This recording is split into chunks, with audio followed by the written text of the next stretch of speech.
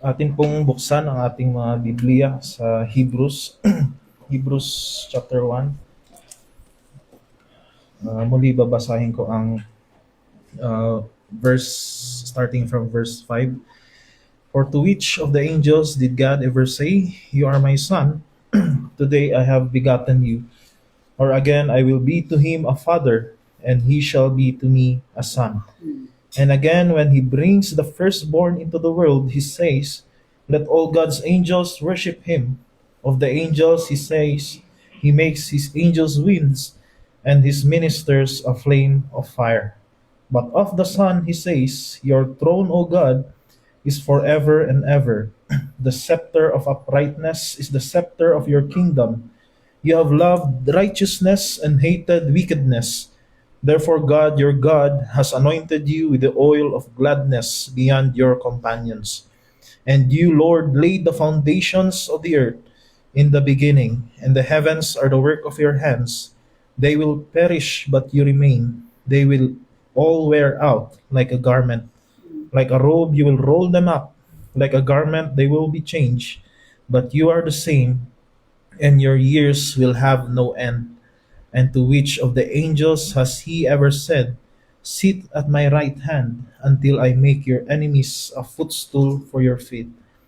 Are they not all ministering spirits sent out to serve for the sake of those who are to inherit salvation? Tayo po'y manalangin. Father, we thank you for uh, your word. Thank you for we are here gathered again upang uh, mag-aral muli ng inyong salita. Gabayan niyo po ang bawat isa. Bigyan niyo kami ng uh, knowledge and wisdom, guidance of the Holy Spirit for us to be able to understand your word. At ito ay isa puso namin even as we are continually reminded by the book of Hebrews of the superiority of Christ, His preeminence above all, O Lord. Father, this is our prayer in Christ's most precious name. Amen. Ating pong focus sa umagang ito ay sa verse 8 and 9, no, concerning the throne of God. And kung kayo po ay nanood ng news no nung Mayo 6, 2023, no, the eyes of the world were fixed no sa Westminster Abbey no nung si King Charles III ay nakoronahan. No, this is the first time in 70 years na merong nakoronahan na isang monarch, and that ceremony was marked by breathtaking splendor, no, ancient crowns adorned with jewels. No, yung crown na yun dating back many years pa, hundreds of years, no, along with a golden scepter, no, sacred oil, royal robe. No, ito ay naibig na part ng ceremony sa pagkorona kay King Charles. No, trumpets sounded, choirs sang, dignitaries gathered, and centuries of tradition were brought together to affirm the authority of one man. No, it was extravagant, it was solemn, it was unforgettable, designed to declare that a king now reigns. Yet, for all its beauty, mga kapatid, and symbolism, that coronation only pointed to authority. No, it did not create it. No, yung throne ni Charles, the throne that Charles received is temporary. No, yung kanyang corona will one day be laid aside. No, may papalit muli sa kanya. And his reign, however dignified it is, remains human, remains fragile, and remains bound by time. No, pero kung babasahin natin, no, pag-aaralan natin ng Hebrews 1, it lifts our eyes to a far greater coronation. Because here is a king far superior. No, as we have been studying, superior to angels, his throne is eternal. No, his reign is not conferred by ceremony or inheritance. No, it rests on his divine nature and his perfect righteousness. And di tulad ng mga anghel who are serving at God's command, Christ rules as the exalted Lord of all creation. No earthly monarchs ascend to the throne by virtue of their lineage.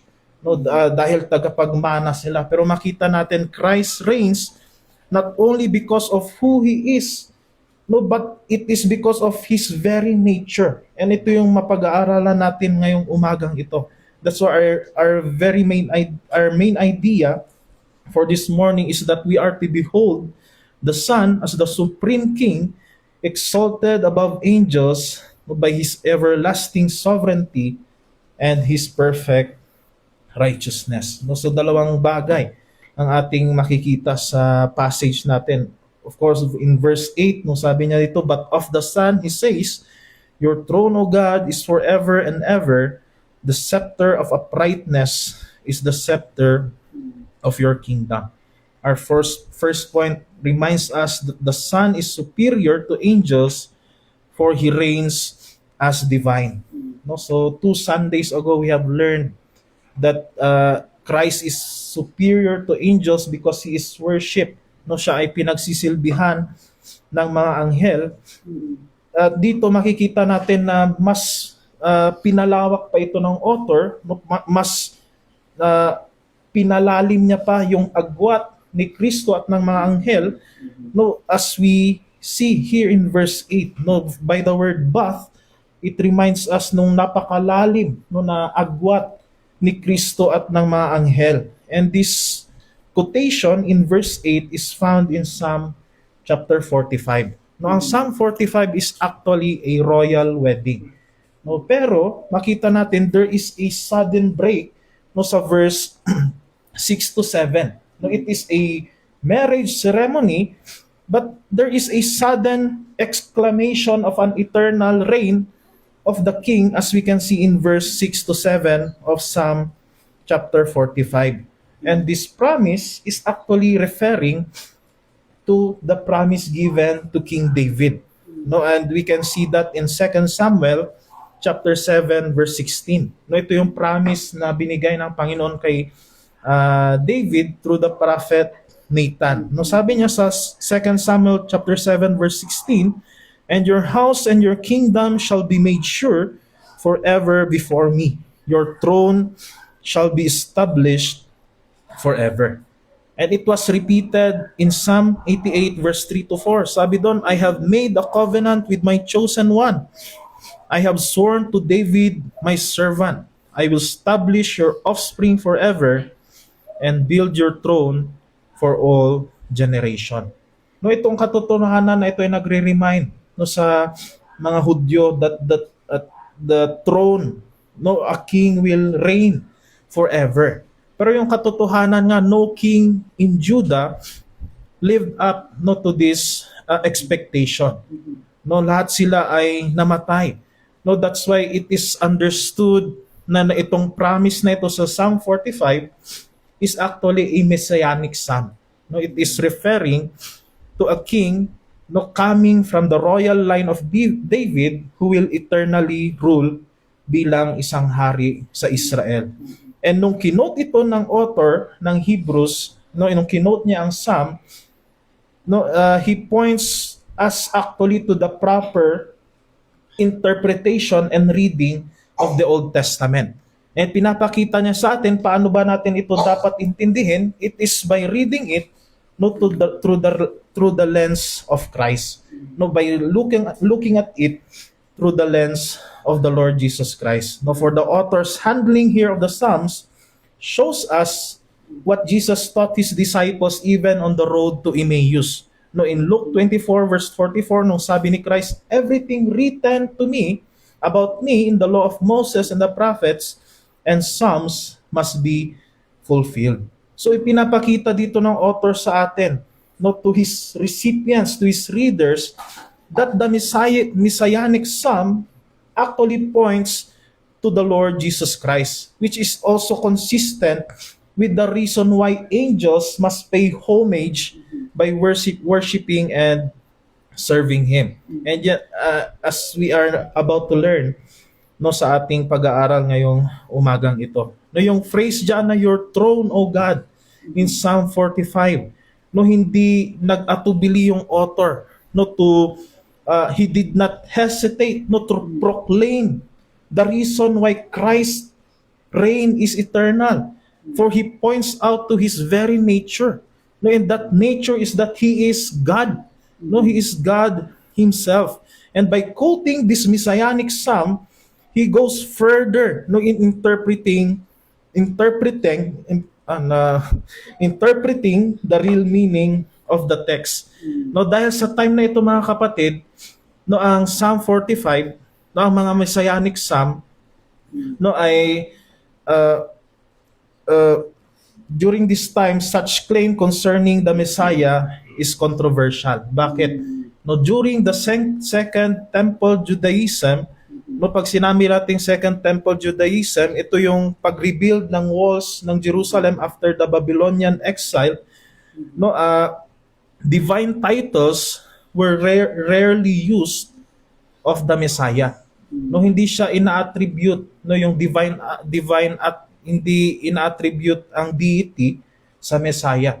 That's why we can understand na maski nung ministry ni Christ, they are expecting a Messiah who is a political king. No, dahil nawala yung essence ng pag-interpret ng Messiah as divine.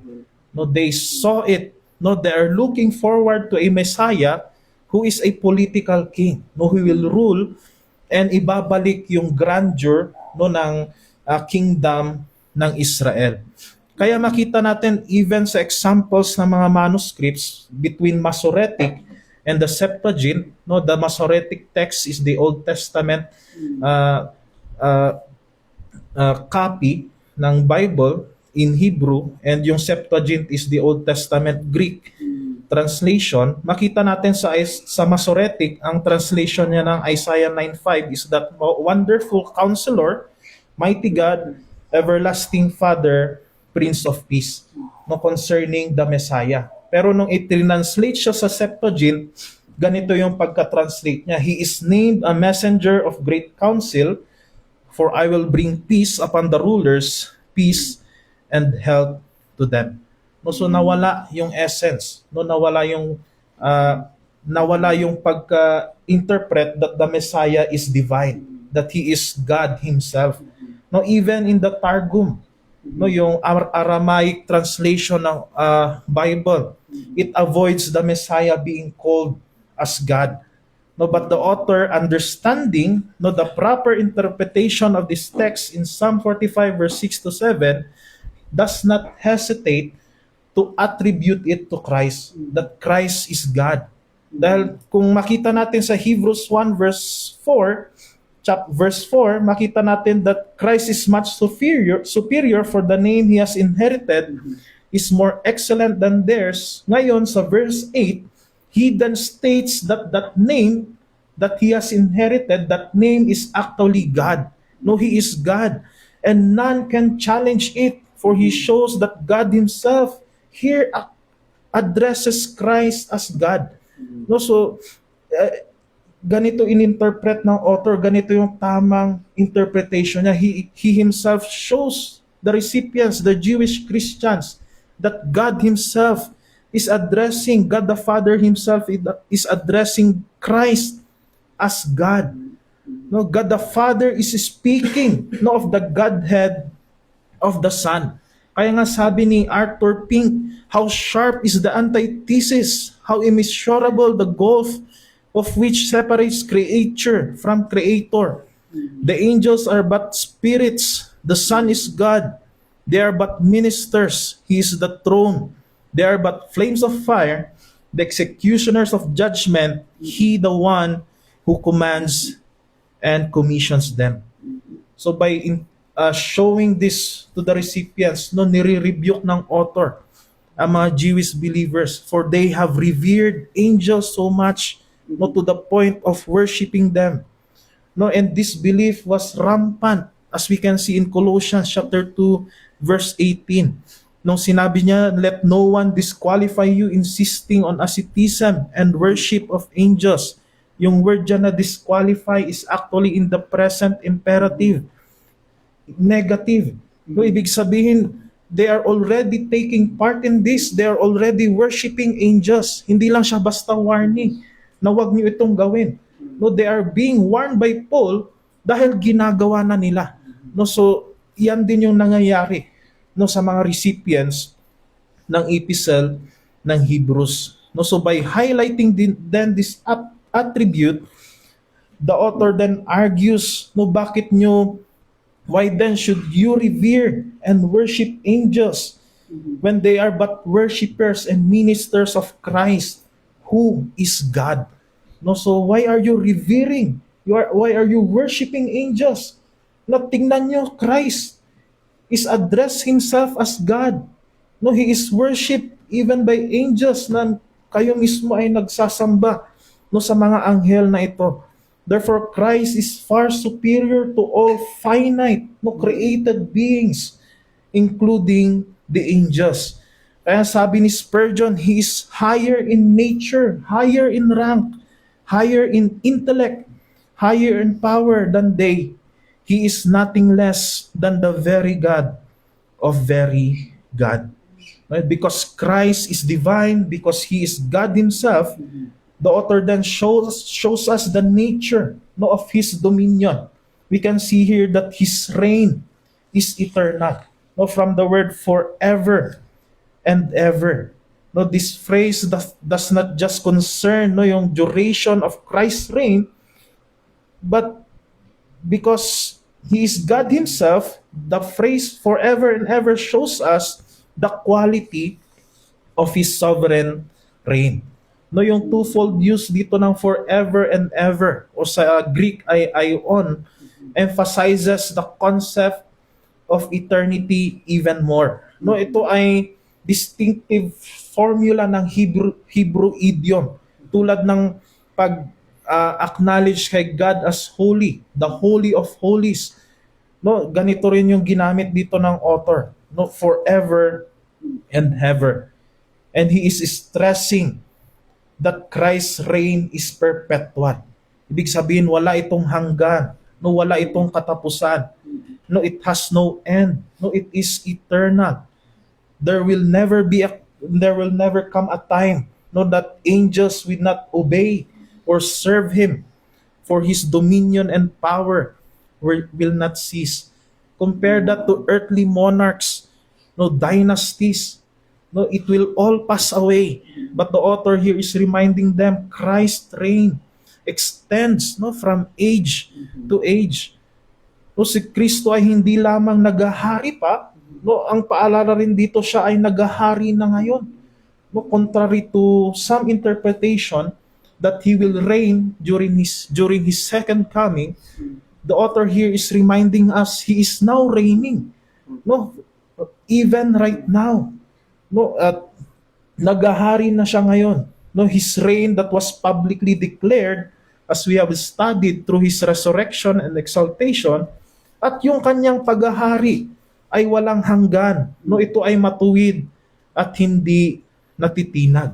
Kaya ito yung rason kung bakit sinasabi sa Isaiah 9:7 that His reign will have no end, His dominion is everlasting and indestructible, as Daniel 7:14 reminds us, and that He will reign through all generations, even as Psalm 72 and Psalm 145 declares to us. No, so Christ is reigning eternally. Hindi lang siya nagre-reign eternally, He is also reigning with uprightness. No, from the phrase, the scepter of uprightness is the scepter of your kingdom. The scepter here symbolizes His authority, which further separates Him from angels dahil He is the one who has the right to rule and the one who has dominion over all. Pero itong ruling with the scepter of uprightness has two aspects no sa ating passage. Una, na aspeto niya is that His uprightness means that He rules with fairness and justice. No, ibig sabihin may ganap na katarungan at pagiging matuwid ang paghahari ni Kristo.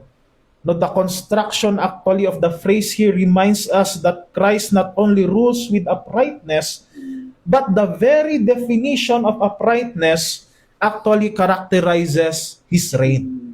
No, the way it was the sentence here was constructed No, ito yung ipinapakita niya. The very definition of uprightness characterizes the reign of Christ. No, ibig sabihin, ang kanyang paghahari ay ganap na inilalarawan ng tunay na katwiran.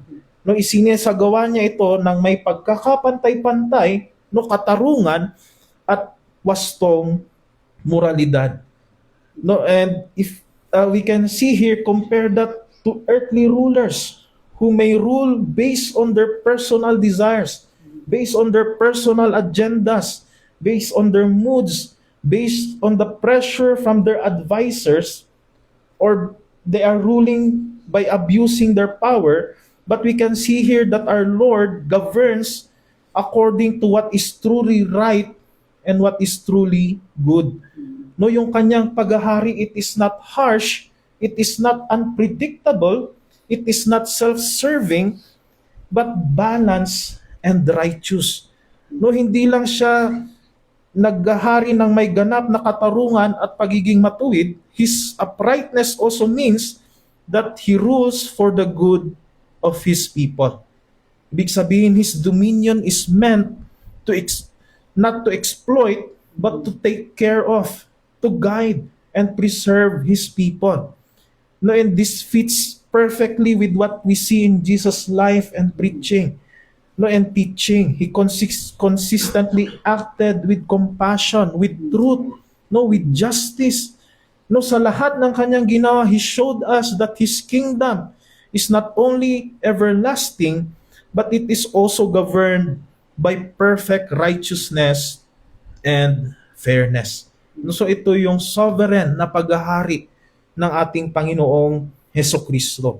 Now, as we move on to verse 9, no, we can see here that sabi sa verse 9, you have loved righteousness and hated wickedness. Therefore, God your God has anointed you with the oil of gladness beyond your companions. Kanina nakita natin na yung paghahari ni Kristo, yung nature ng paghahari ni Kristo, now we can see, we will now take a look at the character of His reign. No, and this is connected, of course, with verse 8, no, yung uprightness, the scepter of uprightness, that it reminds us, for the upright scepter flows from an upright life. No, Christ ruling with righteousness, it flows from His life. Ito yung pinakita niya sa verse 9. So our second point reminds us that the Son is superior to angels, again, because of His perfect obedience. Na ito yung maipapaliwanag sa atin sa verse 9. Because this verse shows us how closely Hebrews holds together, no, yung deity ng Panginoong Hesukristo and His humanity, no, in one person. No, the tension is found actually in the striking expression, therefore God, your God, has anointed you. No, sa isang glance, no, it seems na this is contradictory. No, dahil sa verse 8, He was already acknowledged as God. Pero dito, sinasabi ulit, your God has anointed you. In verse 8, the Son is addressed plainly as God. Yet here, God is said to be His God, not the one who anoints Him. So ang question dito, how can the same person be both supreme and subordinate? No, so ito yung challenge, no, sa verse 9. And this apparent contradiction is resolved actually when we view Christ in His mediatorial office. No, dito natin ma-answer yung question na ito, na how can the one who is sovereign be subordinate?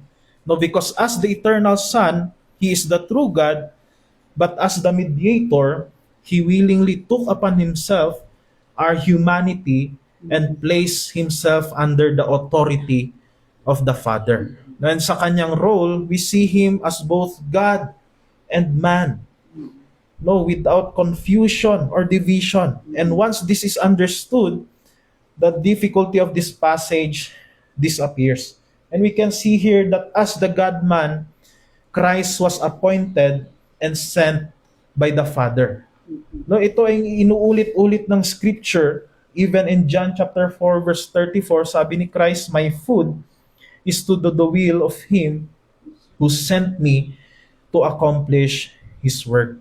And sa John chapter 9 verse 4, sabi niya, "We must work the works of Him who sent me." No, so these statements reveal to us hindi weakness yung ipinapakita nito, but the perfect obedience of the Lord Jesus Christ. Na ipinapakita dito na Christ did not merely obey outwardly, but in our passage in verse 9, He loved righteousness and He hated wickedness. And His entire earthly life was marked by flawless conformity to the will of God. And dito pumapasok yung perfect obedience ni Christ. Bakit siya naging central no sa verse 9? Because His love for righteousness ay hindi lang ito theoretical. No, it is and His hatred for wickedness was not just passive. It led Him actually to submit fully to the Father's plan even when that obedience required suffering and death.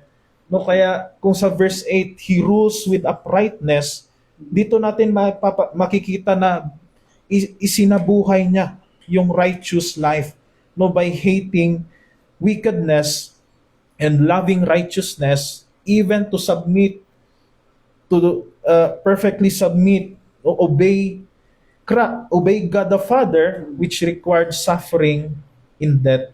For in His love for righteousness and hatred for wickedness, we see Him not merely ruling with uprightness, but also to embody righteousness as the obedient Son.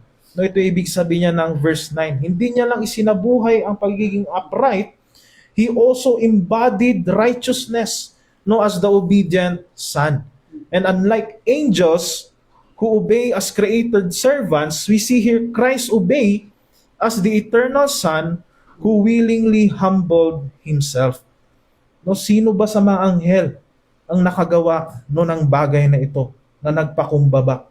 No, ang tanging makita lang natin na isang anghel na itinaas niya yung kanyang sarili, no, na siya ay nasakop ng pride, and we know who that angel is. No, his righteousness was personally embodied and costly. Bakit? Because God is perfectly just in all that He is and all that He does.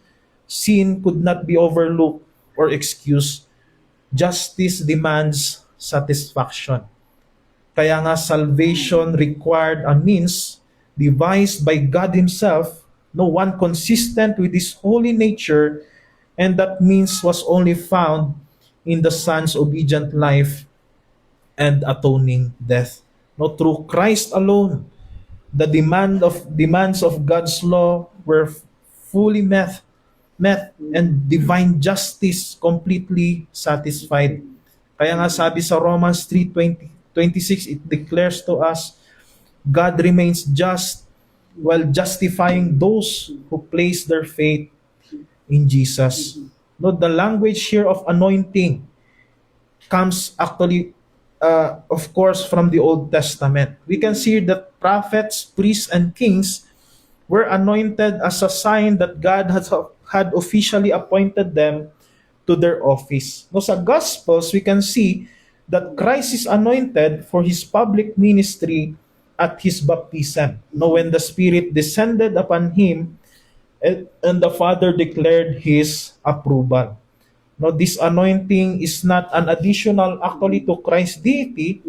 No, rather it is the Spirit's empowering for Him in accomplishing His mediatorial work. No, so at the beginning of His ministry, ito yung in-announce ni Jesus that God had anointed Him to proclaim salvation and fulfill the promises of redemption. Pero the way the author interprets verse 9, no, the focus moves beyond the start of Christ's ministry. No, yung anointing dito ng Panginoong Hesukristo. The author points instead to His final and supreme anointing. What is that anointing? No, that anointing that followed after His perfect obedience, His sacrificial death, and His victorious resurrection. No, so ganito siya ininterpret ng author. No, having completed the work that the Father gave Him to do, no, Christ was exalted. He was anointed with the oil of gladness. No, He was enthroned above all His companions. And according to our context, of course, these companions refers to the angels. No, and yung phrase dito na beyond your companions further reinforces the contrast between Christ and the angels. And this anointing is not merely ceremonial, it is actually God's public declaration and vindication of His unique righteousness, no, by becoming an obedient Son who has accomplished redemption and now reigns eternally and reigns forever. And having finished the work no angel could perform, no, the Lord Jesus Christ entered heaven and officially assumed His role as the glorified mediator at the right hand of God. No, ang mga anghel, they are just standing in God's presence as ministers. Pero sinasabi dito ng author, Christ is sitting on the throne as king. No, from this exalted position, Christ received from the Father, again, the promise of the Holy Spirit. As we can see in Acts chapter 1, verse 4 to 5, and chapter 2, verse 33. And this promised Holy Spirit was poured upon the church. No, so we can see that here, no, na after His anointing, no, He poured out His Spirit to the church. No, so this anointing then of Christ, no, is not an isolated, no, but nung makita natin na He poured out His Spirit to the church, makita natin na yung anointing niya, it is not isolated, rather it is relational. No, it is redemptive. For it extends His reign, no, through the Spirit, through His people. No, kaya nga on a side note, makita natin dito, Christ now reigns in glory, but His reign is manifested through the Spirit in His church, no, awaiting the final consummation at His return. No, kaya nga ito yung pag-intindi natin sa eternal reign ni Christ. No, He is now reigning, but ito yung sinasabi natin sa ating theology na the already and not yet. No, He is now reigning, but there will be a final consummation, no, at His return. That's why Peter proclaims at the Pentecost, no, that the outpouring of the Spirit is the direct result of Christ's exaltation, demonstrating that Christ not only reigns above angels, but acts with divine sovereignty in dispensing the blessings of salvation. As we can read in Acts chapter 2, verse 32 to 33. And through the ongoing work of the Holy Spirit, calling sinners, no, granting faith and preserving the saints and bringing them to maturity, the power of Christ's anointing continues to flow through His church. And the effects of His reign, again, are not symbolic or distant. They are real. No, as we can see through our church, it is transforming. It is life-giving. No, and this ongoing ministry further distinguishes Christ from angels. No, for they are serving God's purposes, but they do not send the Spirit, no, or they do not apply redemption to individual people or rule the hearts of God's people. No, these works belong uniquely to the exalted Son. No, the blessings of His kingship is spread, no, again, like a sweet aroma, reaching every corner of His redeemed people.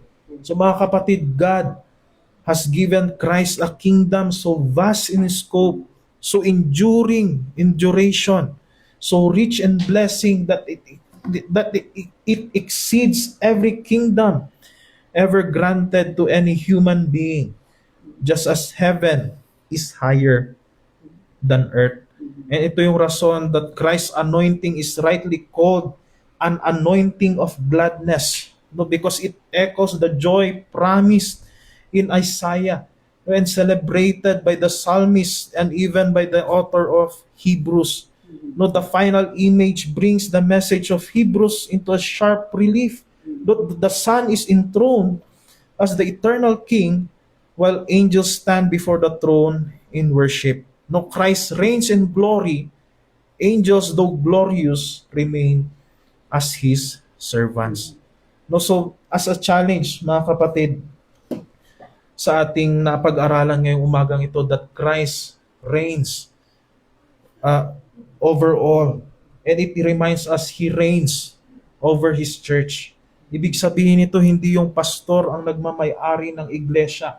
No, hindi yung denomination o congregation, hindi tradition. No, yung nangunguna sa iglesia, kundi ang Panginoong Hesus Kristo. No, si Kristo lamang ang ulo at hari ng iglesia. Siya ang nag-iingat sa kanyang katotohanan. No, siya ang nagwawasto kapag ang iglesia ay naliligaw. No, siya ang nagpapalakas sa gitna ng kahinaan, pagkukulang ng iglesia.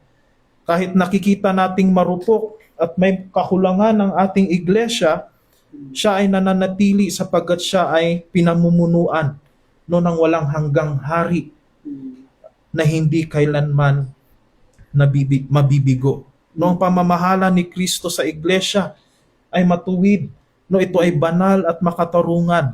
Hindi ito mapaniil o pabago-bago. No, ang kanyang setro ng katuwiran, the scepter of uprightness, ay katiyakan na ang kanyang pamumuno ay laging para sa ikabubuti ng kanyang iglesia. No, sa pamamagitan ng kanyang pagkakahirang at ng pagbubuhos ng Espiritu Santo, no, aktibong ginagabayan ni Kristo no ang kanyang iglesia. No, itinataguyod ang mga nagsisisi, no, hinuhubog ang kabanalan at inihahanda ang kanyang bayan no para sa tapat na paglilingkod. No, kaya dahil dito ang iglesia ay tinatawag again na magpasakop no sa Panginoong Hesukristo. Sino ba ang dapat nating pakinggan no sa ating iglesia? Ang Panginoong Hesukristo. No, dapat nating pakinggan ang tinig ng ating hari na banal. No, at sa paanong paraan? No, sa pamamagitan ng kanyang banal na kasulatan. No, through the scriptures. No, and through sa scripture, no, ay aayusin nito ang ating mga buhay, no, at gagabayan tayo na sa kung paano tayo sumunod ng wasto sa ating hari. No, not only that, no, Hebrews 1 verse 8 to 9 also confronts every person, every believer and unbeliever alike, no, with this unavoidable reality that the Son reigns as God and throne forever, wielding a scepter of perfect uprightness. No, this passage does not merely inform us of who Christ is, no, it demands a response to who He is as the King. No, ang neutrality, hindi ito option, as we have studied in verse 8 and 9. When the Father Himself addresses the Son as God. That's why for those na wala pang relasyon sa Panginoong Hesukristo, if Christ reigns with a scepter of righteousness, uprightness, then the first and most urgent question is this: how will you stand no before such a king? No, His kingdom is not governed by good intentions, no, by moral comparisons or religious sincerity. No, it is ruled by perfect righteousness. Angels themselves, mga kapatid, glorious, powerful, and holy, and without number, do not share His throne. No, they fall to worship before Him. How much less can fallen sinners presume no, to stand before God on their own merits? No, samantalang ang mga anghel, no, they tremble despite having no sin. No, they tremble as they stand before God, before the Lord Jesus Christ. Paano pa kaya ang isang makasalanan? No, paano siya makakatayo no, sa harapan ng Panginoong Hesukristo? No, Hebrews confronts you with this truth. The righteousness God requires is not found within you, no, but in the Son whom He has enthroned. No, this sovereign King who loves righteousness and hates wickedness does not reign from a distance. No, He entered our world, obeyed where we failed, resisted temptation, endured rejection, and bore the judgment on the cross. No, His obedience was real, tested, costly, and because of it, God exalted Him above all. To reject Christ then is not merely to decline an invitation. No, it is to stand before an eternal throne with no righteousness to present. But to come to Christ is to find refuge in the only obedience that satisfies God's justice. And the righteous King still offers His mercy for us. No, patuloy tayong inimbitihan, but He will not always delay His judgment. No, sa ating mga mananampalataya, Hebrews 1:8 and 9 presses a searching question of allegiance. Who truly governs your life? Sino ba ang nangunguna sa buhay mo? If Christ alone reigns with a scepter of righteousness, then allegiance to Him must shape our desires, our priorities, no, our obedience. No, we cannot profess devotion to a righteous King while we are tolerating unrighteousness in our hearts and in our lives. No, hindi tulad ng mga anghel. We are weak. We are sinful. We are easily led astray. Yet our standing before God does not rest on our own strength, no, on the strength of our obedience, but on the perfection of Christ's righteousness. This is the confidence that we have, no, before the throne.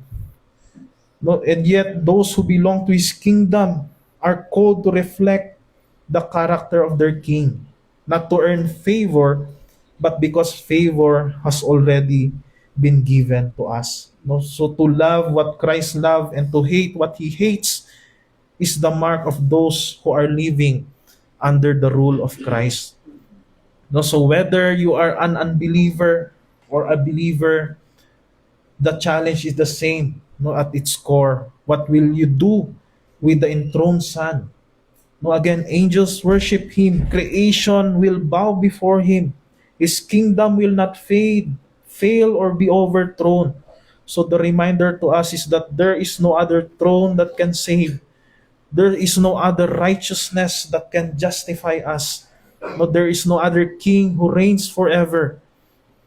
Therefore, repent and believe, submit and trust, rest and obey, because the Son whom God calls God reigns now and will reign forever.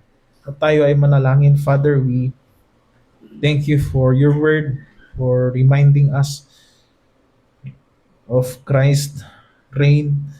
Father, help us na patuloy na mag-submit, magpasakop sa pamumuno ng Panginoong Hesukristo, hindi lamang sa iglesia, kundi sa aming mga individual na buhay. As Christ hated wickedness in all its form, He had loved righteousness. Father, help us as Your people na ipamuhay din namin ito.